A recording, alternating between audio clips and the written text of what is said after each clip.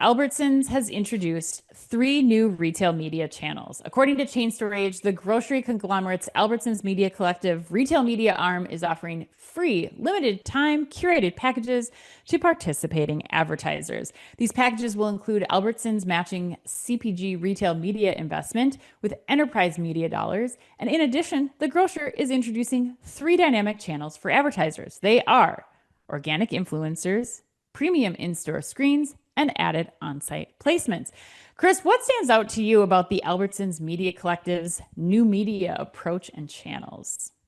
Gosh, and that's a really good question. Like, I don't know why, but for some reason, I really like this headline. I really like this Okay. story, and I think it comes down to a couple things for me. I'm curious what you think too.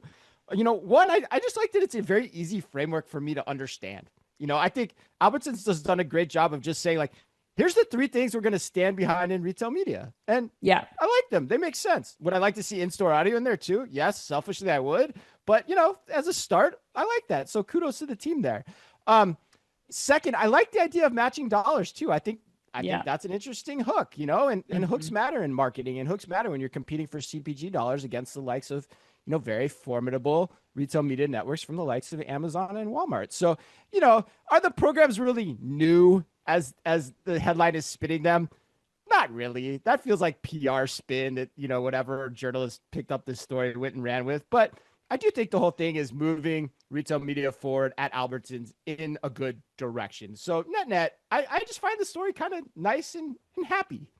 Yeah, I mean, regardless of PR spin or not, I feel like they are taking the approach of the evolve or die mentality. And that's what I love that here because it's not Albertsons just being like time after time, year after year, if you want this end cap, you must invest X number of dollars in our media network. They're really trying to go in and appeal to these advertisers like the influencer matching sounds like that's a major thing that their customers have been looking for and that benefits all parties here. I mean, I think that for me is actually one of that and the matching are kind of the top things here that really stand out because the influencer matching will remove the strain on the CPG and marketing teams, which is a big help to them. We already know they're overloaded. It provides more relevant content potentially then for Albertsons consumers and for the brand's consumers.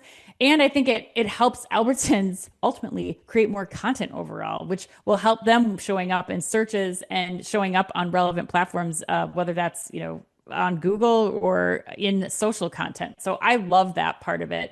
And I don't know, Chris, like if this doubling the investment, like my guess is that some of this is already happening. It's just not as talked about, or there's like investments where like if you invest this much money, we'll match so much of it for this period of time. I imagine there's that kind of already happening in the negotiations, but to come out as Albertsons and make a stand that you are going to do this with your best CPG partners, that seems like a partner I'd want to do business with. So I think this is really smart. They're not just resting on their laurels here. They're really going to push it and make sure that they get the right people on their platform and they're serving them as best they can.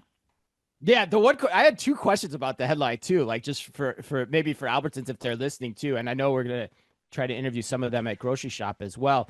Um, one is like, how are you monitoring that? Like, like how do you keep control of the spend? Like, if you're gonna match every spend, like, whoa, okay, that could get pretty expensive pretty quickly. So I'm curious about that.